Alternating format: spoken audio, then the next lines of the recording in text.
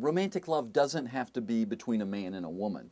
The evolutionary theory predicts that that's what makes sense. It just sort of fits neatly. But there's no inherent reason that a man has to fall in love with a woman and a woman with a man. The same processes of falling in love we find between gay couples and straight couples and bisexuals across the board. So that's important to point out.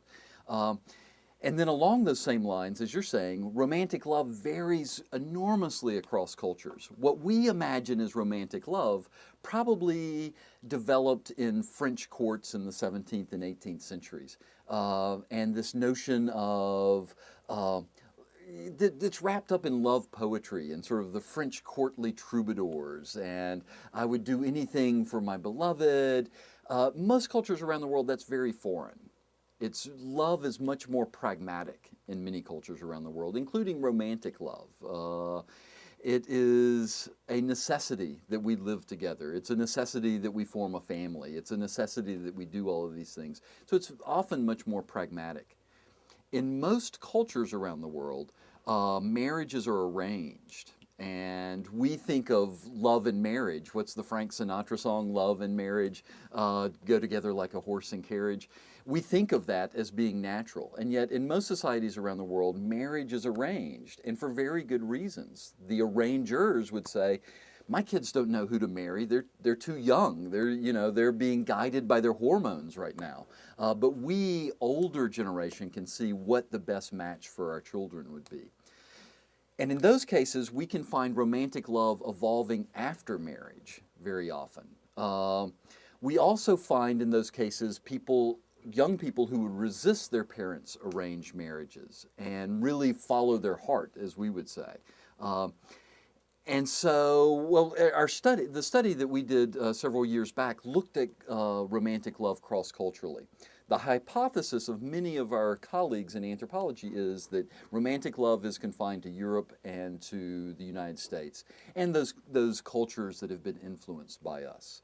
And in other cultures, we find arranged marriages, we find a much more pragmatic approach, and that really isn't romantic love. But we found that even in cultures with very strict arranged marriage norms, for example, we would find elopements, we would find suicides over unrequited love, we would find love poetry. So even in these cultures with very clear models of how people should pair up, there's evidence of what we would see as romantic love.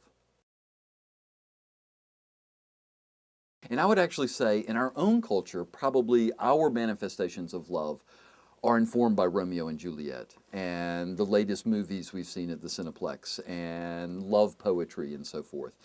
And culture does, even if there's a biological basis for love, and there seems to be lots of good evidence that there is something electrochemical going on in the brain. Some of these same chemical compounds are found in chocolate, and thus we have this folklore about chocolate being the food of love.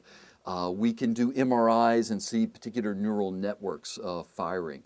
All of that can still be going on, but it's important not to confuse a correlation of this brain biology with causation, that's making us fall in love. Our culture, the way we're raised, our upbringing, our cultural surroundings, all of this is what makes us fall in love in particular kinds of ways. The expectations of love. What do you do on Valentine's Day? We learn that you're supposed to give chocolates and that you're supposed to give roses. We learn all of these things.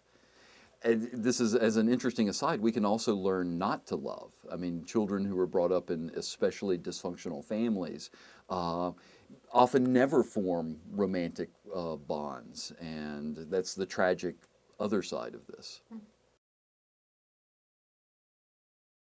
One of the most fascinating, among the Trobriand islanders, young males will pluck the eyebrows of their paramours, of their beloveds. And it recalls in some ways, and I don't want to compare them to apes, but it does recall grooming in some ways. And grooming in chimpanzees and gorillas is a powerful way of creating a relationship between two people.